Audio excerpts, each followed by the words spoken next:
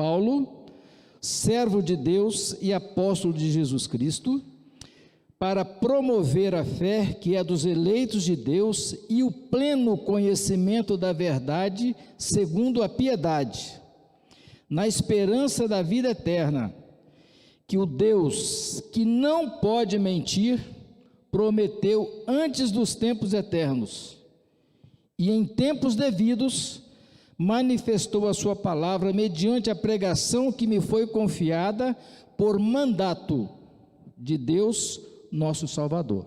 Amém? No verso 2,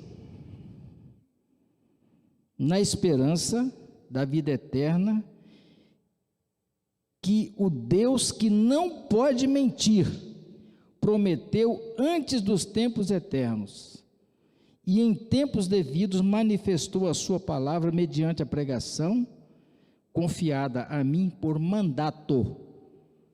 Olha que coisa profunda, e isso impactou meu coração de uma forma que eu ainda não preocupei em escrever essas afirmativas do apóstolo Paulo nas tábuas do meu coração.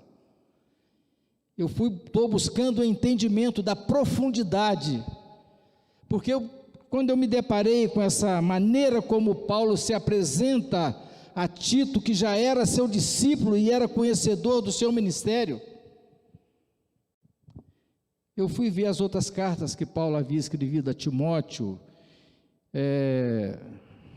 aos Éfesos, e por aí afora, aos Colossenses, aos Tessalonicenses, e nenhuma delas ele foi tão claro e tão profundo na sua apresentação.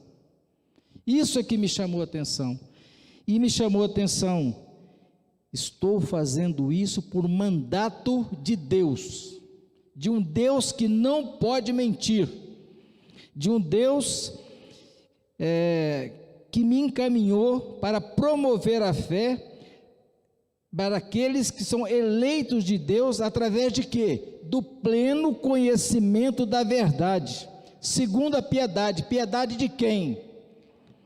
Da piedade de Deus, quando deu seu Filho Jesus Cristo, seu único Filho, para morrer na cruz pelos nossos pecados, e pelos pecados daqueles que já tinham vindo antes de Jesus, e por aqueles todos que já vieram depois de Jesus, e por aqueles que virão depois de nós até a volta de Cristo. E aí a gente começa a pensar o tamanho desse amor de Deus, o tamanho da responsabilidade do apóstolo Paulo, e veja bem a profundidade e a autoridade com que ele disse: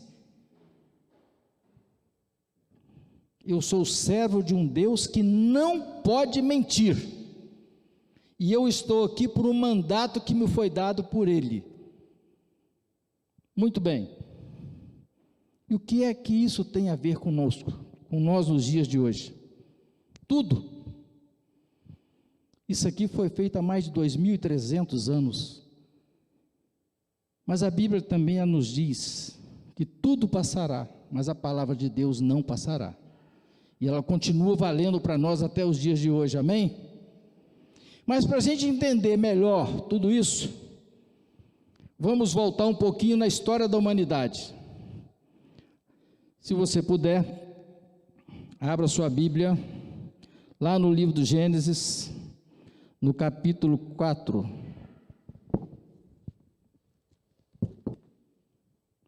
Livro do Gênesis, capítulo 4.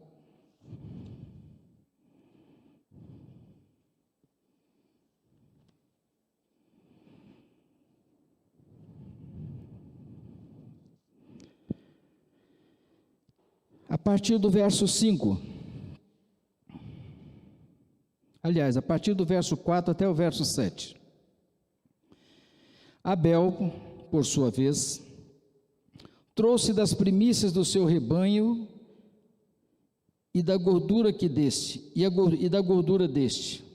Agradou-se o Senhor de Abel e de sua oferta, ao passo que de Caim e de sua oferta não se agradou o Senhor. Irou-se, pois, sobremaneira Caim, e decaiu-lhe o semblante. Então lhe disse o Senhor: Por que andas irado? E por que decaiu o seu semblante? Se procederes bem, não é certo que serás aceito? Se todavia procederes mal, eis que o pecado jaz à porta. O seu desejo será contra ti, mas a ti cumpre dominá-lo. Então vejamos bem, irmãos. Desde o princípio da história do relacionamento de Deus com o homem, já havia uma coisa que reina até os dias de hoje, chamado ira, chamado raiva, que o homem na hora da raiva, ele esquece do bom senso e peca contra o Senhor. Nesse episódio aqui, Abel pegou, obedecendo a Deus, pegou o melhor que ele tinha, a primícia do que ele tinha, e foi oferecer ao Senhor. Já Caim pegou do fruto, ele não pegou o melhor, ele pegou qualquer coisa, e chegou para oferecer ao Senhor. Só que ele percebeu que Deus tinha se agradado do irmão dele, e não tinha se agradado dele, e seu semblante caiu. Ele ficou irritado, ficou irado. E aí Deus foi e perguntou para ele, e fez para ele, deu para ele o alerta. E esse alerta que Deus deu para Caim serve para nós hoje. Agora, serviu ontem, servirá amanhã, semana que vem, o ano que vem, enquanto nós estivermos vivos sobre a face da terra. Amém? Que conselho é esse? Que alerta é esse? Está aqui no final do verso 7. Aliás, no verso 7 como um todo. Se procederes bem, não é certo que serás aceito? Se todavia procederes mal, eis que o pecado jaz à porta. O seu desejo será contra ti, mas a ti cumpre dominá-lo. Ou seja, se nós quisermos, nós podemos dominar as nossas reações. Hoje na escola dominical nós discutimos aqui, e eu fiz um comentário, de que nós agimos e reagimos pelos nossos 5 órgãos do sentido, que são a visão, a audição, o tato, o olfato. E isso faz o quê?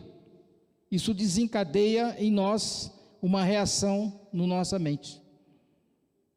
Uma reação que pode ser boa ou ruim. Ela pode nos conduzir para o bom caminho ou para o bom caminho. Como assim? O mau cheiro te gera o quê? Repugnância. O bom cheiro te chama a atenção. Uma palavra de amor te gera alívio. Uma palavra forte gera ira. Um grito te assusta, uma palavra doce te acalma. Um limão te faz você fazer cara feia. Um doce alegra o seu estômago. E isso gera. Mas como assim? Porque uma pessoa que não é boa da mente, para ele tanto faz limão como doce, tudo é a mesma coisa, ele ouvir e deixar de ouvir, porque ele não tem entendimento. Então ele não tem domínio, ele não tem, as decisões deles não são pautadas de acordo com a sua capacidade mental. E isso é fácil de nós confirmarmos isso através dos nossos dias.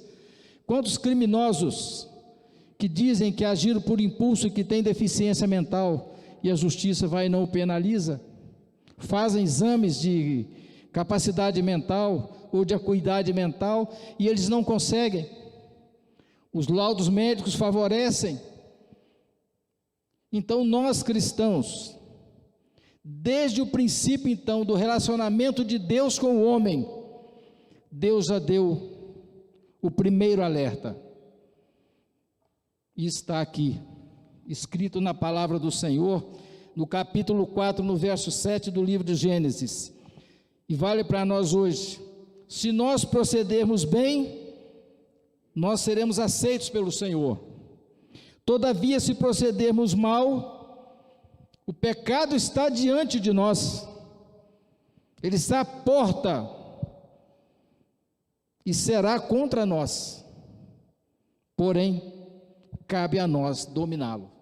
Ou seja, nós podemos e nós devemos lutar para ter domínio próprio, e nós só encontramos isso embasados na palavra do Senhor, firmados no Senhor, porque Ele prometeu, e a palavra dele diz que aqueles que o buscam, o encontram, e que Ele é rocha e fortaleza para aqueles que neles confiam.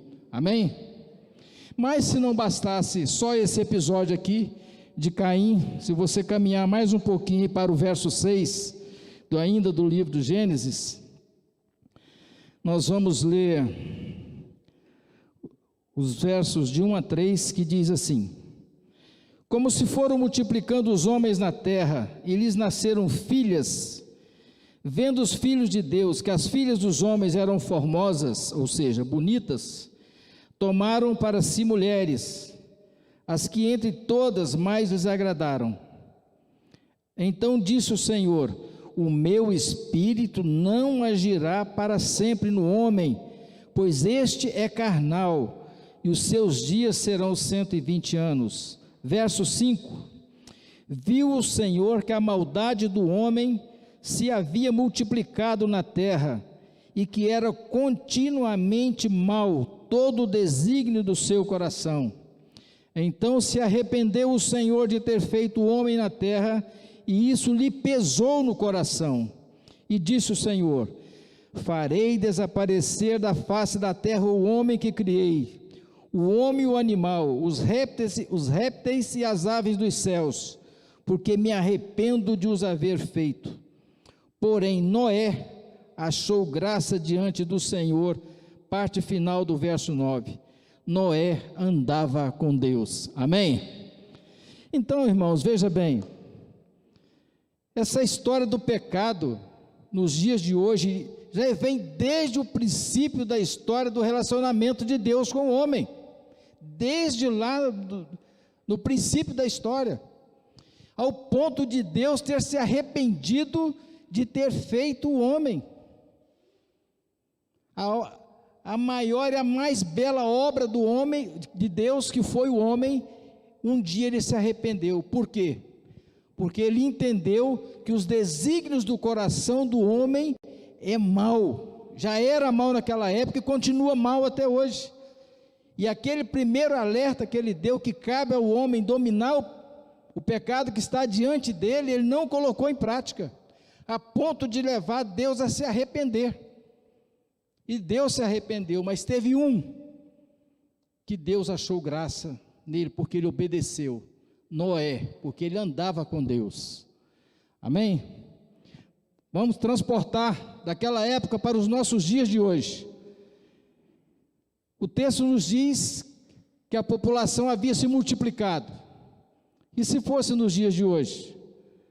Quantas vezes, 1000 vezes já teriam então se multiplicado o número de homens e mulheres? N vezes. N é um número infinito. N vezes. Então, automaticamente, a maldade também se multiplicou N vezes. E com o advento das redes sociais, muito mais. E como é que nós achamos que Deus está? Será que Deus está satisfeito conosco? Será que Deus está conosco como nós achamos que nós estamos com Ele? Como anda o nosso relacionamento com o pecado?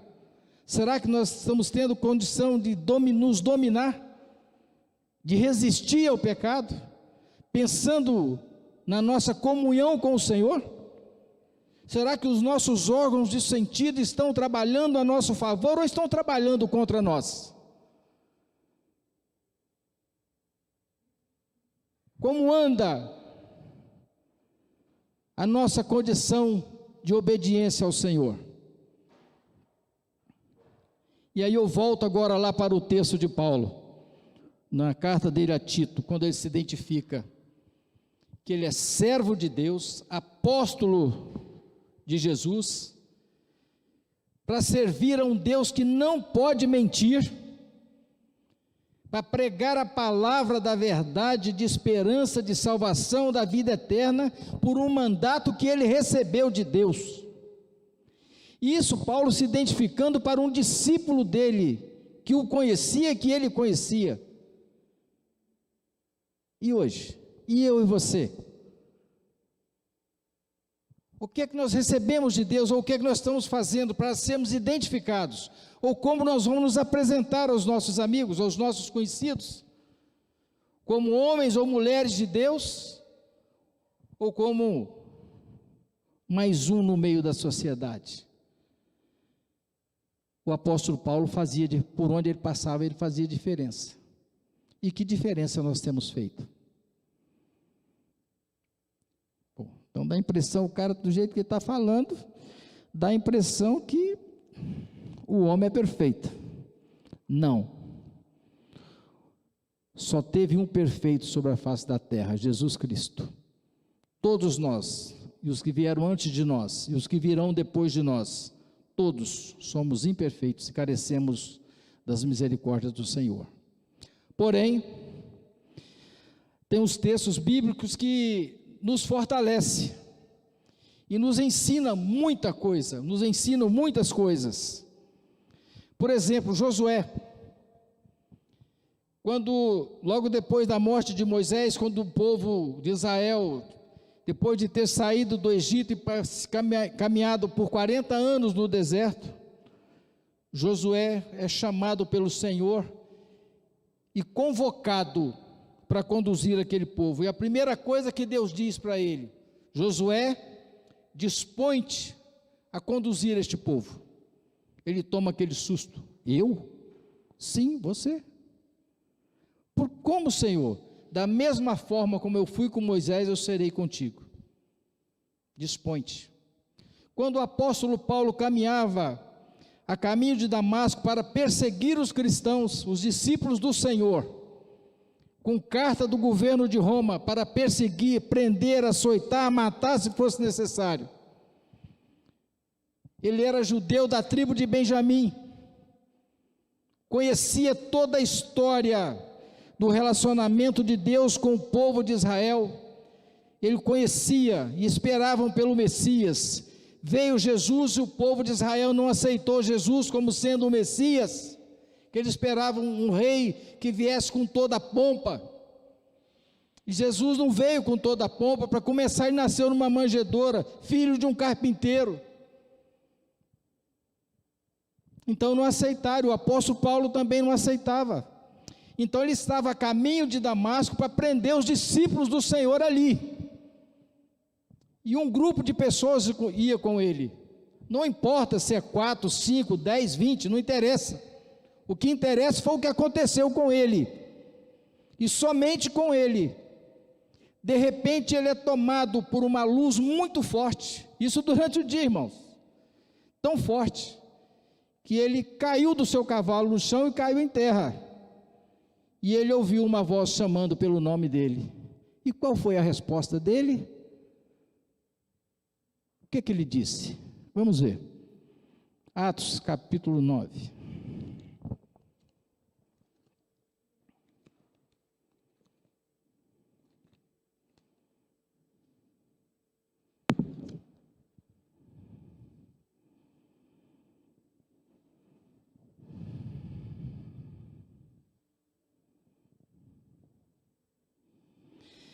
Atos capítulo 9, verso 3 e 4. Seguindo Paulo, ou ele, estrada fora, ao aproximar-se de Damasco, subitamente uma luz do céu brilhou ao seu redor, e caindo por terra, ouviu uma voz que lhe dizia: Saulo, Saulo, por que tu me persegues? E ele perguntou: Quem és tu, Senhor? E a resposta foi: Eu sou Jesus a quem tu persegues. É intrigante, irmãos, para quem não tiver buscar um entendimento, é intrigante, porque ele já ia perseguir aqueles que serviam a Jesus, e havia outras pessoas com ele, e somente ele foi atingido por essa luz. E quando ele cai no chão, e é chamado pelo nome: Saulo, Saulo, por que tu me persegues? A resposta dele foi: quem és tu, Senhor? Já chamou de Senhor. Agora imagina como ecoou no ouvido de Paulo essa voz. Aí entra o sentido, o órgão do sentido da audição. Quem és tu, Senhor? Eu sou Jesus, aquele quem tu persegues. E aí Jesus dá orientação para ele, para onde ele ia. E ele foi conduzido por aqueles que estavam com ele, cegos, sem visão. E ainda no capítulo 9, no verso 11, lá havia um discípulo do Senhor chamado Ananias. E o Senhor diz para Ananias: então o Senhor lhe ordenou, Ananias, dispõe-te e vai à rua que se chama Direita, e na casa de Judas procura Saulo, apelidado de Tarso, pois ele está orando. E aí Ananias responde ao Senhor: de muitos tenho ouvido a respeito desse homem, quantos males ele tem feito aos teus santos em Jerusalém. Mas Jesus disse para ele: dispõe-te. Josué, quando foi chamado, Deus disse para ele: dispõe-te. Ou seja, tenha disposição e vá. Na história de Deus, no relacionamento de Deus com os profetas, desde o princípio, tudo foi difícil. A presença de Jesus no mundo, no ministério dele, foi difícil. A vida dos discípulos foi difícil.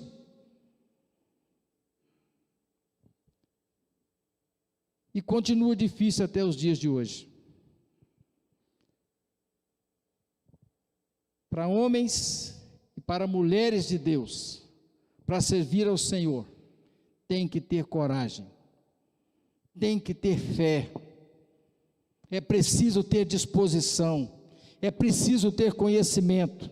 Por isso que o apóstolo Paulo disse lá na carta a Tito, para divulgar o pleno conhecimento da palavra do Senhor, o pleno conhecimento, porque se nós não tivermos o pleno, ou não buscarmos ter o pleno conhecimento da palavra, quando a dificuldade chegar, nós vamos retroceder, irmãos, nós vamos retroceder.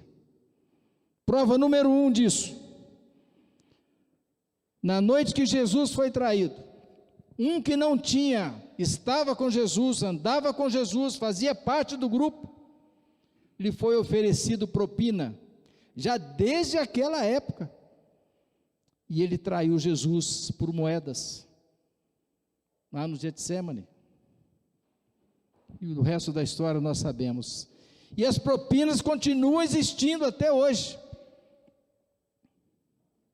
Foi lido aqui no início, no Salmo 91, da peste que assola e que mata a mortandade ao meio-dia. O mundo hoje vive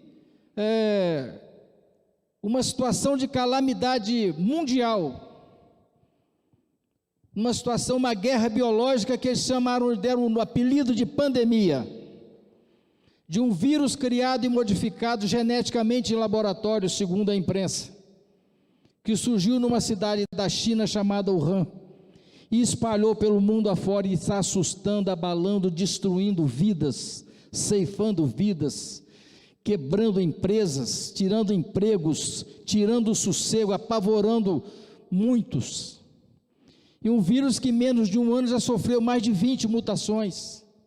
Mas o que nos chama a atenção são três coisas. Primeira, que a imprensa lá na China é controlada pelo governo, a imprensa só publica o que o governo deixa, diferente aqui do Brasil, que todo mundo fala o que quer, quando quer, e na hora que quer, e do jeito que quer.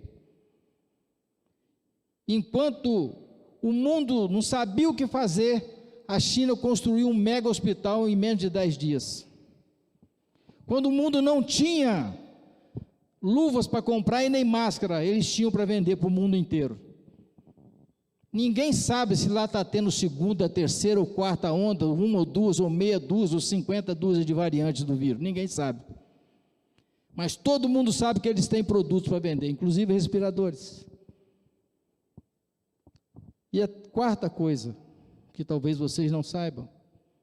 Eles estão perseguindo os cristãos lá, missionários estão sendo pressionados a não pregarem o evangelho, estão proibindo, estão perseguindo os missionários cristãos que existem, os poucos que existem lá. E se vocês não sabem, ou se muitos não sabem, lá o governo é comunista, lá o governo é de esquerda. E nós já experimentamos no nosso país uma pontinha do que é a esquerda, o que ela é capaz de fazer. Mas nós estamos aqui para falar do Senhor. Então, quando Deus chamou Josué e disse a ele: dispõe-te, ele se dispôs. Como, Senhor? Da mesma forma que eu fui com Moisés, fiel com Moisés, eu serei contigo. Porém, você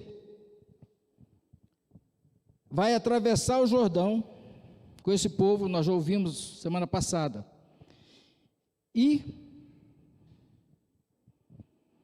desde o deserto e o Líbano, a partir do verso 4, até o grande rio, o rio Eufrates, toda a terra dos heteus e até o mar grande, para o poente do sol será o vosso termo.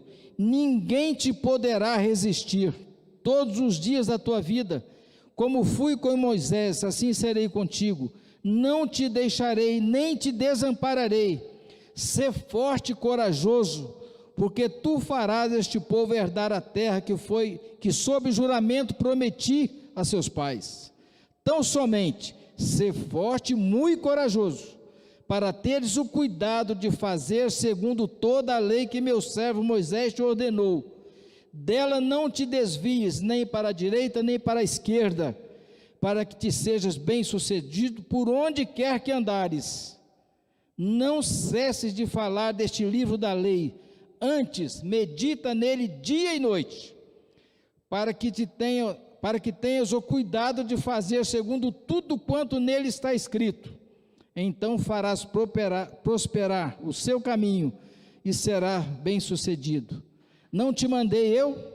Ser forte e corajoso, não temas, nem te espantes, porque o Senhor teu Deus é contigo por onde quer que andares. Essa é a promessa de Deus. Lá no início ele disse: por que andas irado? Se procederes mal, o pecado é certo que vai se dar mal, o pecado está diante de ti, cabe ou cumpre a você dominá-lo.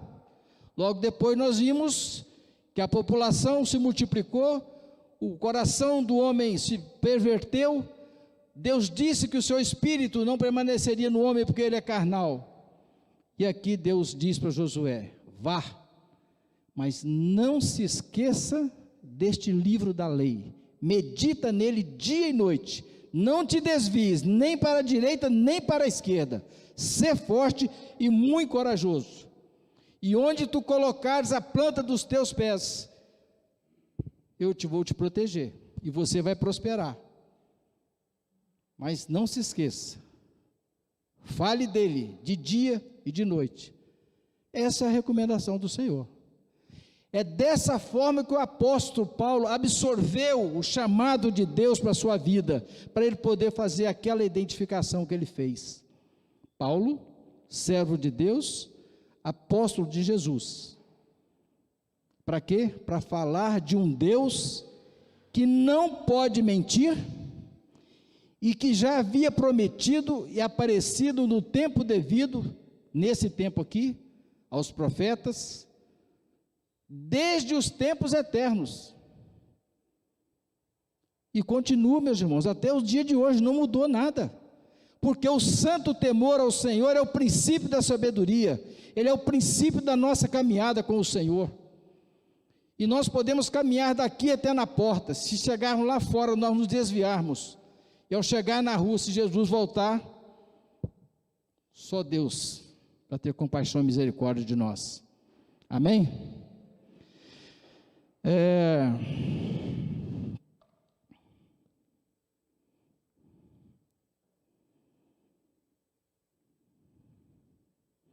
No Salmo 24, tem uma descrição que chamou muito a minha atenção, e eu creio que falará também o seu coração, tanto o 24 quanto parte do 25, no Salmo 24, dos versos 1, de 1 a 3, e o verso 5, que diz assim: ao Senhor pertence a terra e tudo o que nela se contém, o mundo e os que nele habitam. Fundou-a ele sobre os mares, e sobre as correntes a estabeleceu. Quem subirá ao monte do Senhor? Quem há de permanecer no seu santo lugar? Verso 5: este obterá do Senhor a bênção e a justiça do Deus da sua salvação. Então, irmãos, tudo que há na terra foi criação de Deus, foi feito por Ele, está sob o controle dEle. Ele é o Senhor de toda a terra, quer queira alguém aceitar ou não, independente do questionamento ou não de alguém, não importa. Ele é o Senhor dos senhores, Ele é o Senhor dos céus, Ele é o Senhor dos mares, Ele é o Senhor da terra. Outro dia eu vendo uma reportagem que me surpreendeu, que o mar na costa da Indonésia, não sei quando, me lembro quantos quilômetros de profundidade tem o mar naquela região, a ponto de existirem animais naquela região que são desconhecidos pelos homens, ainda não identificados. Vamos colocar uma distância pequena aí, botar 20 quilômetros de profundidade, mas acho que foi até mais, se eu não me engano são 80 quilômetros de profundidade, e há animais que sobrevivem lá, e se virem para a superfície não sobrevivem.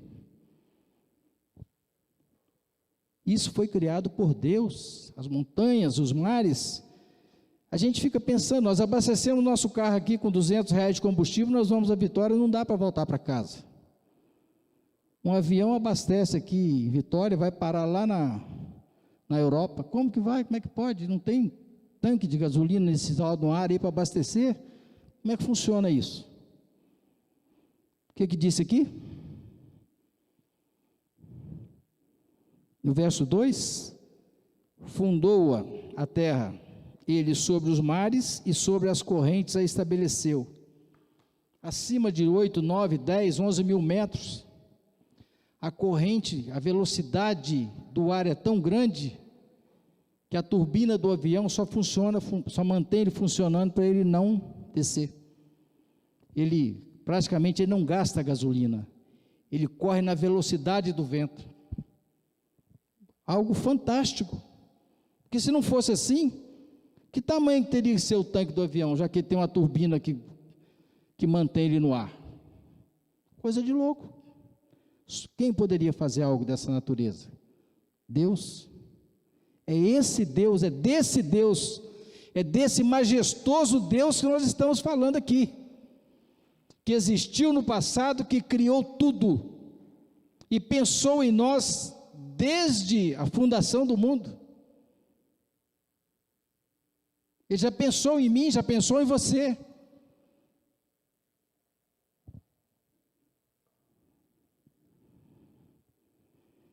E o Salmo 25, verso 14, diz assim: que a intimidade do Senhor é para aqueles que o temem, aos quais Ele dará a conhecer a sua aliança.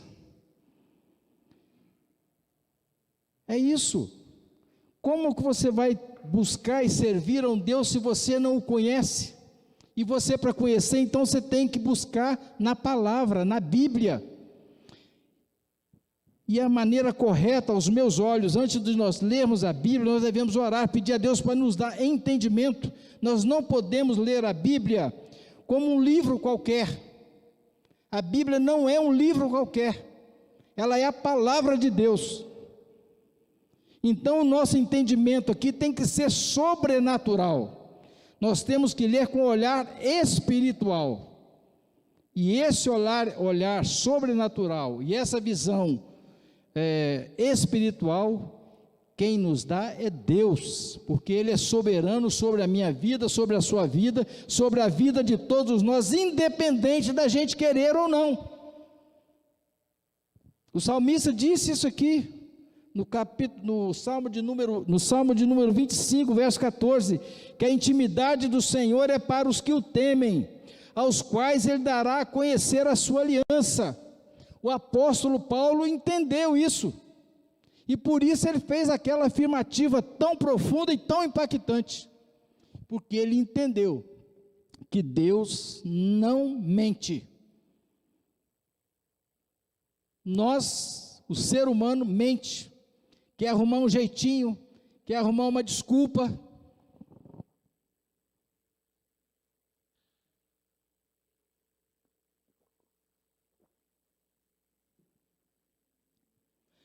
Mas Deus é fiel e justo, e já pensou em nós há tantos anos, que o profeta Isaías, lá no capítulo 43,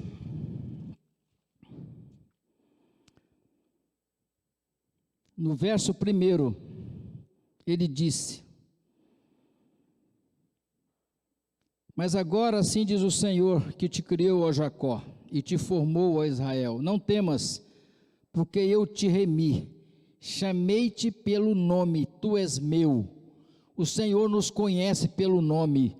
E no capítulo 45, no verso 4, 5 e 7, ele diz assim: por amor do meu servo Jacó e de Israel, meu escolhido, eu te chamei pelo nome e te pus um sobrenome, ainda que não me conheces.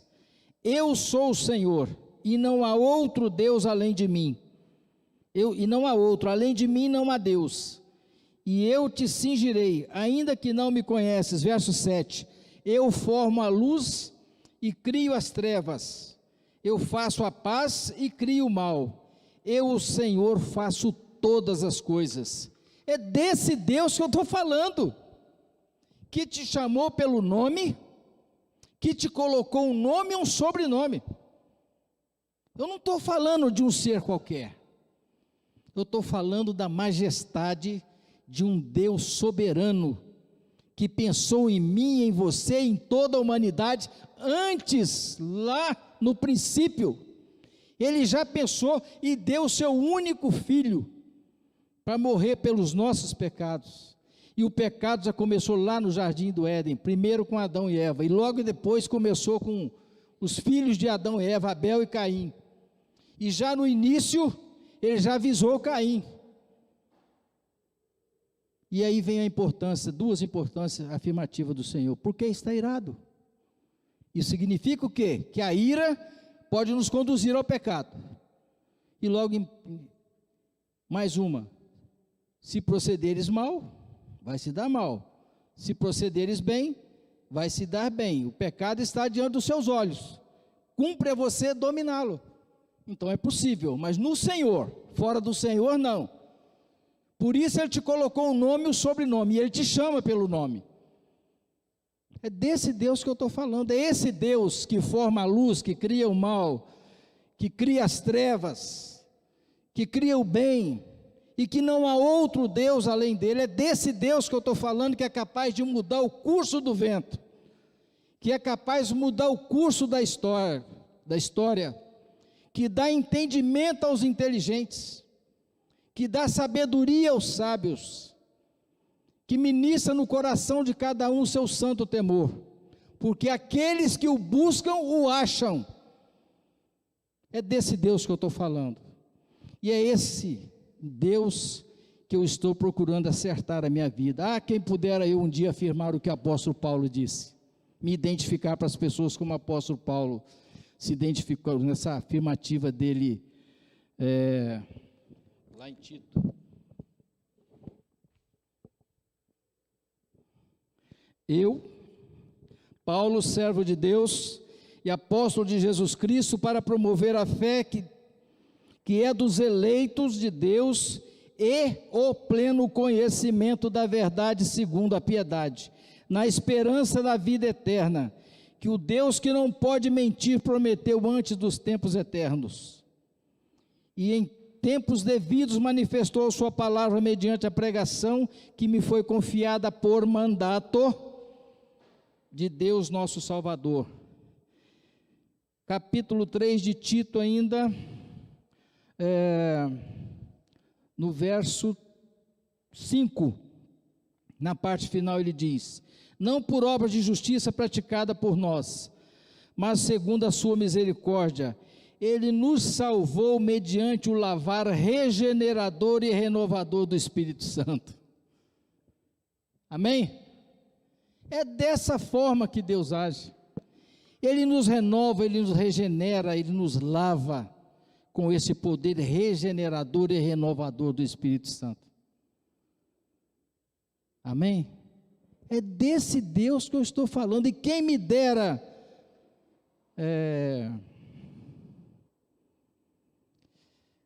no passado, quando eu era criança pequena lá em Piaçu, havia um membro da igreja lá, não sei se o Ivanildo lembra dele, o senhor Floriano Martins, ele falava assim: Oxalá pudesse eu fazer essa afirmativa que Paulo fez, de identificar dessa forma, de pregar a palavra de um Deus que não pode mentir, que prometeu antes dos tempos eternos, nos devidos tempos, manifestou a sua palavra, mediante a pregação e por um mandato de Deus nosso Salvador. Mas independente de eu alcançar ou não a condição de Paulo, no tempo que eu for chamado, convocado para falar, eu vou falar, e vou falar da majestade desse Deus, eu vou falar do Rei Jesus, eu vou falar desse Espírito regenerador, renovador, que sonda os nossos corações, que sabe das palavras que nós vamos emitir antes que elas saiam da nossa boca, amém? E é nesse Deus que nós podemos e devemos nos refugiar, para a honra e para a glória do Senhor. Jeremias capítulo 17, versos 9 e 10, nos diz assim: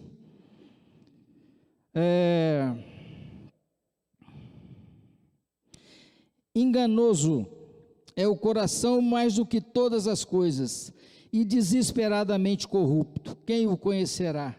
Eu, o Senhor, esquadrinho o coração, eu provo os pensamentos, e isto para dar a cada um segundo o seu proceder, segundo o fruto das suas ações. Até isso, meus irmãos, Deus faz com a gente.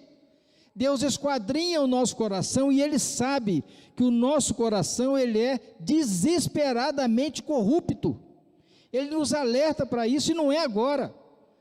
O profeta Jeremias aqui só repetiu o que Deus já tinha dito a Caim lá no início. Já tinha dito lá no início. O apóstolo Paulo foi antes de ter esse encontro com Jesus a caminho de Damasco. Ele já conhecia, ele só não entendia e não aceitava, mas quando ele ouviu aquela voz, depois daquele feixe de luz luminoso muito forte, que o cegou: Saulo, Saulo, por que tu me persegues? Quem és tu, Senhor? Ele já ouviu, já entendeu. Eu sou Jesus, aquele a quem tu persegues.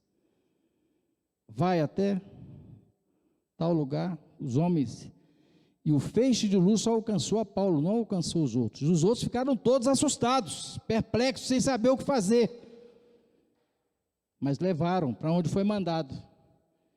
E daquele dia em diante, depois que Ananias orou por Paulo e voltou à visão, ficou 3 dias sem comer, sem beber, ele teve um encontro com o Senhor, e a partir daquele dia ele tornou-se o maior missionário depois de Jesus. Amém? Eu não estou dizendo para mim e para você que nós temos que ser igual a Paulo, igual a Jesus, mas nós podemos ser imitadores deles. Para isso, nós precisamos de ter disposição, nós precisamos de ter coragem, nós precisamos meditar neste livro da lei de dia e de noite, e nós precisamos de ter certeza de que o Senhor é conosco, se nós fizermos tudo de acordo com o que está aqui. E para encerrar, irmãos,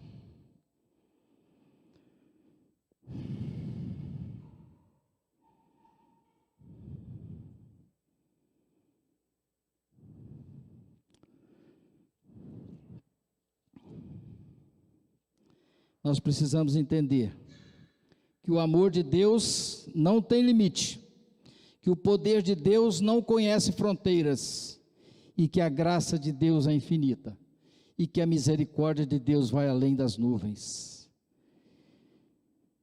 Servir ao Senhor diz o salmista, com temor, e alegrai-vos nele com tremor.